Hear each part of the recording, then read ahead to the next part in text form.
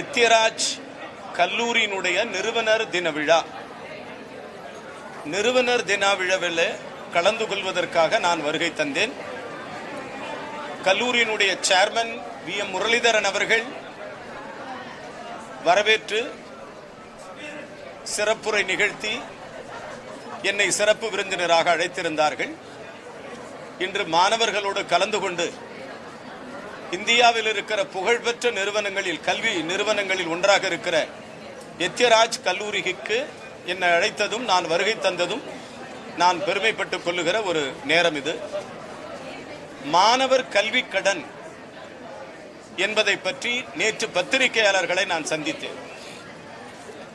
கடந்த காலங்களில் 2004 2014 வரை 10 ஆண்டுகள் மாணவர்களுக்கு தாராளமாக வங்கியில் கல்வி கடன் கிடைத்தது.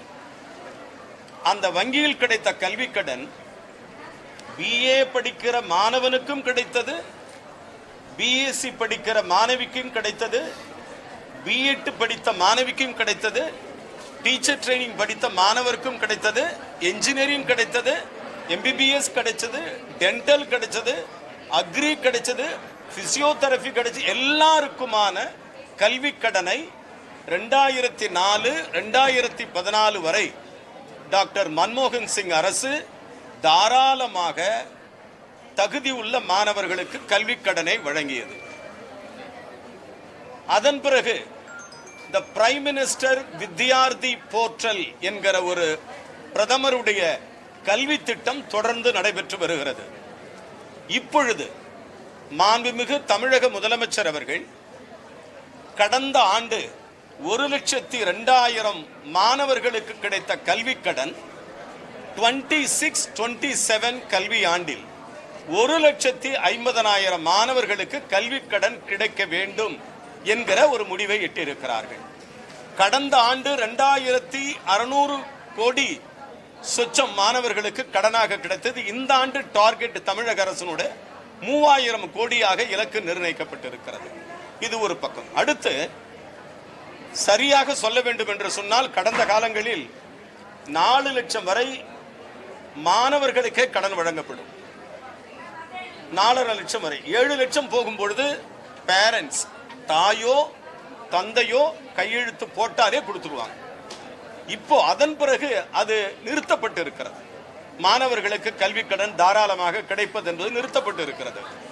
வங்கி மேலாளர்கள் மிகச் சரியான நடைமுறையை பின்பற்றுகிறார்களா என்பதை நாங்கள் கூர்ந்து கவனித்துக் கொண்டிருக்கிறோம். அதனால் தமிழக அரசு, மாண்புமிகு முதலமைச்சர் திரு சி. ஜோசப் விஜய் சார் அவர்கள் ஒரு விரிவான திட்டத்தை தயாரித்திருக்கிறார்.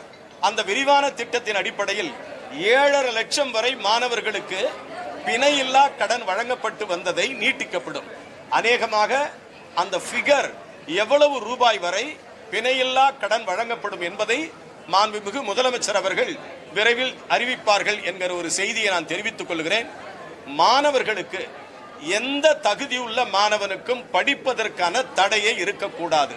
அதற்கு மாநில அரசு முழு பொறுப்பேற்று வங்கிகளை முறைப்படுத்தி, ஒவ்வொரு வங்கிக்கும் மாவட்ட அளவில் இருக்கிற ஒரு நோடல் ஆபீசர், அதே போன்று ஒவ்வொரு மாவட்டத்திலும் இருக்கிற 5 கல்லூரி, 10 கல்லூரி, 15 கல்லூரி இருக்கிற மாவட்டங்களில் ஒவ்வொரு கல்லூரிக்கும் ஒரு பேராசிரியர்கள் பணியாற்றுவார்கள்.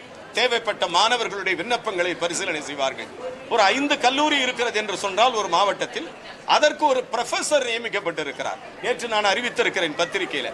அந்த ப்ரொஃபசருடைய நேரடி தொடர்பு கொண்டால் அவர்கள் மாவட்டத்தில் இருக்கிற லீடு பேங்க் நோடல் மேனேஜரோட தொடர்பு கொண்டு உடனே மாணவர்களுக்கு இந்த கல்வி ஆண்டில் கல்வி கடன் கிடைப்பதற்கான நடவடிக்கையை தமிழக அரசு பூர்வாங்க ஏற்பாடுகள் செய்திருக்கிறது. நன்றி. மறுபடியும்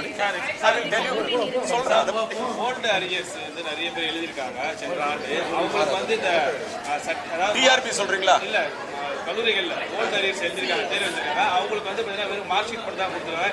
இன்னும் அந்த கிராஜுவேட் சர்டிஃபிகேட் வழங்க போல அது அப்படியே நிலுவையில் இருக்கு. இல்லை, அதெல்லாம் பரிசீலனையில் இருக்கு பிரதர். எல்லாமே பரிசீலனை இருக்கு.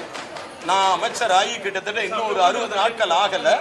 நீங்க உட்கார வச்சு பாக்குறீங்க, என்ன தெரியுது, உட்கார வச்சே செய்யணும்னு நினைக்கிறீங்க. நான் கவனிச்சுட்டு தான் இருக்கிறவங்கள. எனக்கு ஒரே ஒரு கேள்வி. ஓல்ட் அரியர்ஸ் வந்து என்ன பண்ண போறோம்? சார் அரியர்ஸ் எல்லாம் கண்டிப்பா கொடுக்கப்படும். சிஏஎஸ் அதையும் கவனிப்பு எடுத்துக்கப்படும். கெஸ்ட் லெக்சர்ஸ் அதையும் கவனிப்பில் எடுத்துக்கப்படும். அதாவது பிரின்சிபல்ஸ் அப்பாயின்மெண்ட் கிட்டத்தட்ட 90 காலேஜஸ்க்கு மேலே நியூ அப்பாயின்மெண்ட்ஸ் பண்ண வேண்டியது இருக்கு. அதையும் பண்ண போகிறோம். நியூ அப்பாயின்மெண்ட்ஸ் இருக்கு. எல்லாமே விரைவில் சரி செய்யப்படும். ஒரு காலம் தேவைப்படுகிறது, வேற ஒன்றும் கிடையாது. நான் உள்ள வந்து 60 நாள் ஆகலையே சார், 45 நாளில் என்ன பண்ணிட முடியும்? So will wait sir. நாங்கள் ஒன்று பண்ணியிருக்கோம் சார், அதை மட்டும் உங்களுக்கு நான் மறுபடியும் repeatedly I'm telling sir. Chancellor level, registrar level, dean level, அதுக்கு கீழே செனட் லெவல், சிண்டிகேட் லெவல் ஊழல்கள் இல்லை என்பதை மிக சரியாக துல்லியமாக உங்கள் அமைச்சகம் கவனித்து வருகிறது. ஊழலே இனி இதில் நடைபெறாது. ஒன்று. அதுக்கு கீழே அப்பாயின்மெண்ட்ஸ், டிரான்ஸ்ஃபர்ஸ், போஸ்டிங்ஸ் எங்கேயுமே ஊழல் நடக்காது. முதலமைச்சர் மிக கவனமாக எங்களை கவனித்துக் கொண்டிருக்கிறார். நாங்களும் மாண்புமிகு முதலமைச்சருக்கு உறுதுணையாக நிற்கிறோம். அறவே ஊழல் இந்த துறையிலே இருக்கக்கூடாது என்பதற்கான போர்ட்டல் ஒன்றை நான் அறிவிக்க இருக்கிறேன். விரைவில் இதற்கான ஒரு மின்னஞ்சல், இதற்கான ஒரு வெப்சைட்.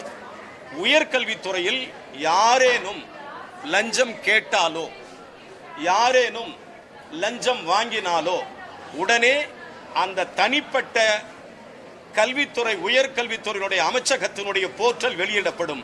அதில் பகிரங்கமாக உங்கள் கருத்துக்களை தெரிவிக்கலாம் என்கிற ஒரு நடைமுறையும் விரைவில் நாங்கள் பயன்படுத்தப்படும். கல்வி கேட்கும் போதே வேலை வாய்ப்புக்கான ஸ்கில் இருக்கணுங்கிறத நான் உறுதிப்படுத்த போறோம்னு சொன்னீங்க. ஏற்கனவே கடந்த திமுக அரசு 4 ஸ்கீம் கொண்டு வந்திருந்தாங்க. இப்போ அந்த ஸ்கீமை என்ஹான்ஸ் பண்றதுக்கு பதிலாக அந்த டிஎன் ஸ்கில் டெவலப் பண்ணு நார்மலான ஒரு லேபர் ஸ்கில்லுக்கான ஒரு பிளாட்ஃபார்மா மாத்திட்டாங்கிற குற்றச்சாட்டு இருக்கு. இது குற்றச்சாட்டெல்லாம் கிடையாது. லிசன் சார், குற்றச்சாட்டெல்லாம் ஒன்றும் கிடையாது சார். அந்த அரசாங்கத்தில் எடுத்த முடிவு அது. எங்க அரசாங்கம் வந்த பிறகு நாங்க நடைமுறைகளை மாற்றுவோம். இதுதானே வழக்கம். இந்த வழக்கம் ஒரு குற்றச்சாட்டெல்லாம் சொல்லக்கூடாது. அவங்க ஒரு முடிவு எடுத்தாங்க.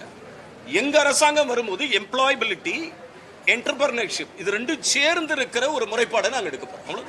கல்வி கற்கும் போதே மாணவர்களுக்கு சரியா கொடுத்தாங்க.